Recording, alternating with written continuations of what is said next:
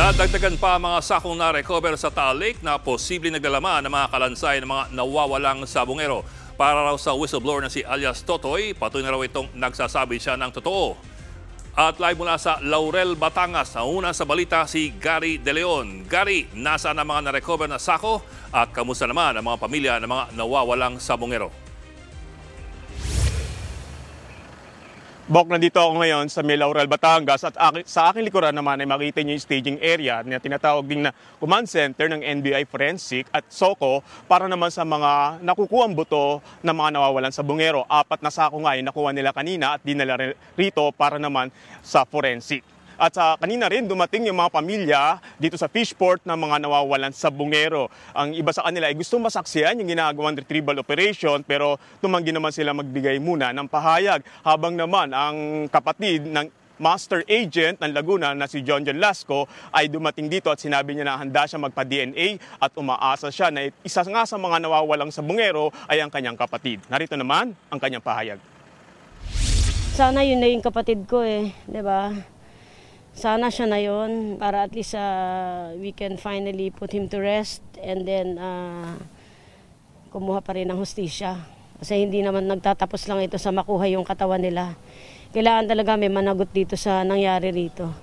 Ibang klase kasi talaga Last 5. Bok, eksklusibo rin natin nakausap si alias Totoy o si Dondon Patidongan at sinabi niya na siya ay masaya dahil tama yung kanyang sinasabi at kinukwentong habang siya sa ngayon ay nasa kustodiya na ng PNP. Sabi niya ay handa raw siyang magpa-lie detector o handa raw siyang magbigay pa ng pahayag tungkol sa mga nawawalang sa bungero at narito naman ang eksklusibong pahayag ni alias Totoy. Ngayon, alam na ni Mr. Atonghang na si Dondon Patidongan na hindi na nagsisinungaling. Salamat ako sa Panginoon na nadinig din yung aking pagdasal na sana makuha yung mga missing sa bungero na yan. At least kahit papaano napatunayan ko lahat ng sinasabi ko na hindi pagsisinungaling. Well, Gary, ano namang mensahe ngayon ni Patidongan kay Atonghang? Bok, ang sabi ni alias Totoy o Patidongan ay handa siya magpa-lie detector test. Isama na rin daw niya si Atonghang, hinahamon niya ito, at si Judge Felix para raw malaman kung sino nagsisingaling pagdating sa mga nawawalan sa bungero. Narito rin ang kanyang pahayag.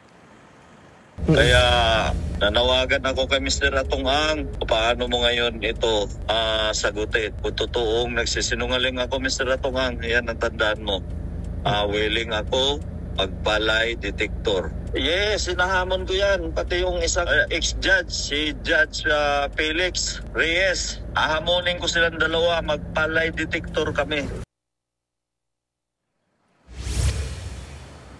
Bok, sinubukan natin kuhanan ng pahayag si Judge Felix at si Atonghang pero wala pa sila parehong pahayag tungkol sa mga sinasabi ngayon ni alias Totoy. Bok. Ulat ni Gary De Leon live mula sa Laurel, Batangas. Mga kapatid, Jig Manikad po, pagdating sa mahalagang balita sa loob at labas ng bansa, dapat una sa lahat, mag-follow at mag-subscribe na sa social media pages ng News 5.